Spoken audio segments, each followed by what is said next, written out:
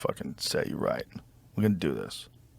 I want to make it a project. I've some of the things I've tried. I've actually hired a nutritionist to live with me, like person making me my food, and then I just got person cooking in your house. God, yeah, fuck out of here. I couldn't take it. Fuck out of here. You know what? I choose happiness, and I'd rather be fat. If you'd rather choose happiness too, the thing is, like, you can do both. You can enjoy food, and you can also lose weight and be healthy. But you have to do it the right way. You know, and you have to do it in a way that's sustainable. That's what's difficult. I keep hearing the word lifestyle. It's a lifestyle. Yeah. You just got to get addicted to being healthy, right? You're addicted to food, you know, and I am too. I get addicted to food. But you also can get addicted to being healthy. Another thing that happens is when you start eating really healthy, especially when you start eating low carbohydrate, high fat, high animal fat, animal meat, your gut biome changes. And that starts becoming what you're interested in eating. Like, your body craves that. If I eat a lot of sugar and a lot of carbohydrates, I just want to eat it all the time. I want to eat bread with butter. I want to have a sandwich. I want to have a bowl of spaghetti or a lasagna or something like that. But when I don't eat like that, that's not what I crave. Then I crave meat. Like, that's where I'm at right now. Like, so I'm 2 months in. So I'm trying to eat eggs and meat all the time. That's all I'm hungry for. And you know what? I've been able to do that for a while, but then I start craving. I start craving the bread or tortillas or pasta or like rice, and it's just like, oh. The problem is Mexican food is so fucking yes, it delicious. It is amazing. It's so fucking delicious, bro.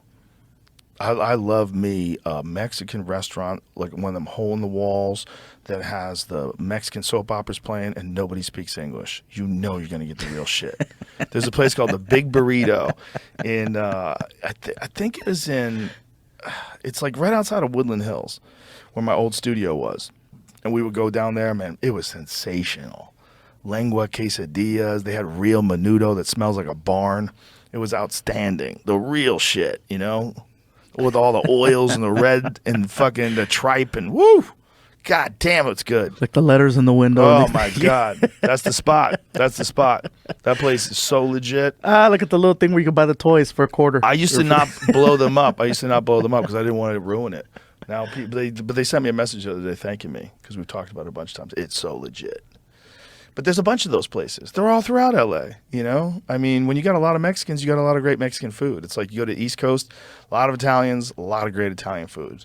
You know, you got to go to where those people make it like authentic. And out here they do Tex-Mex, which is a little different. You know what? I like it a lot. I like Tex-Mex. I prefer Tex-Mex over regular Mexican food. Do you food. really? Yes, I do. That's sacrilege. Yeah. I know, right? That's kind of Mexican I am. No, Tex-Mex is awesome. What's your favorite shit? Barbacoa taco with some cheese. To me. I like how you say that. Pork guisada taco. Woo. Yeah, that's good stuff. Yeah, and actually I could find that here. Yeah, so the food here is sensational. I'll let you know now where I'm going after I leave. The hard spot to be on a good diet. Yeah. You know, there's so many good spots for it's an interesting city because it's so artistic. There's so much live music, you know, and now the comedy scene's exploding and the food scene's exploding. There's so many great restaurants. This is a great food city. Oh, my God. A great food city. While you're in town, I got to send you out to Sushi by Scratch.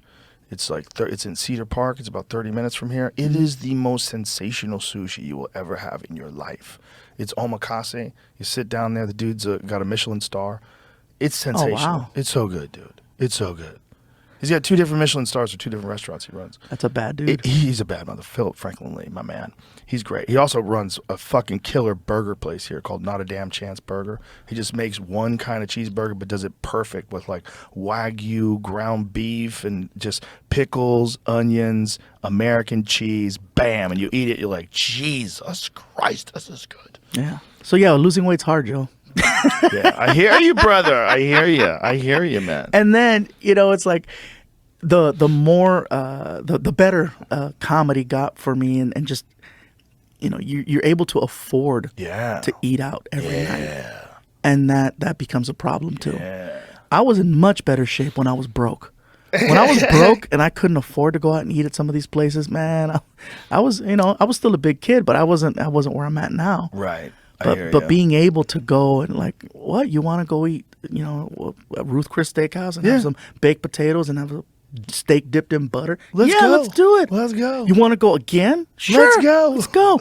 And it's just like, dude, at a certain point, that becomes a reality, and you lose touch with the fact that you're getting it over your head. The key to getting you in shape, though, is someone has to do it correctly, and they got to do it slow, and they got to do it with a heart monitor, and they got to do it with a monitor your heart your heart rate variability.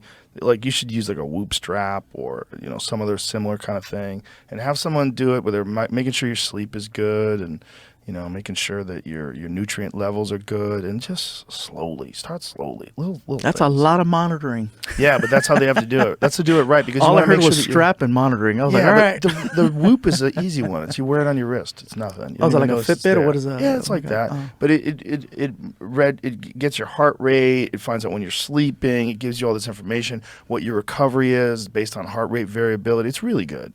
It's a really good device, and it's simple, easy to use. The app's easy to use, and the good thing about it is you don't have to guess. Like if you wake up and you go, I feel like shit, and then you look at your recovery like you shouldn't feel like shit. Maybe you're just being a lazy bitch, and you go, let me just start working out a little bit and see how I feel. And most of the times when I do that, as long as I'm not really like, you got to know your body.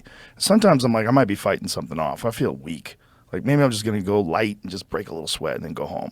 But other times they break that sweat and you're like, whoa, let's go. And then you start feeling it. And you're like, I just needed to get woken up. And so it gives you data, which I think is important. So you make informed decisions. So if you wake up and like a lot of my friends found out they had COVID because they woke up and they just didn't feel right, and they looked at their Whoop strap and it said like, hey, your recovery was like 10%. I'm like, what the fuck is going on? Like, why is my heart rate so high? And then they get tested and they go, oh, you got COVID. So good. Now you can calm down and recover from it without letting your body get seriously taxed out and getting really sick. So now, slow down now, and now let's treat it now. So a lot of people that I know that did that, they've avoided flus and avoided them getting really bad, because you catch it gives you a heads early. up. Yeah.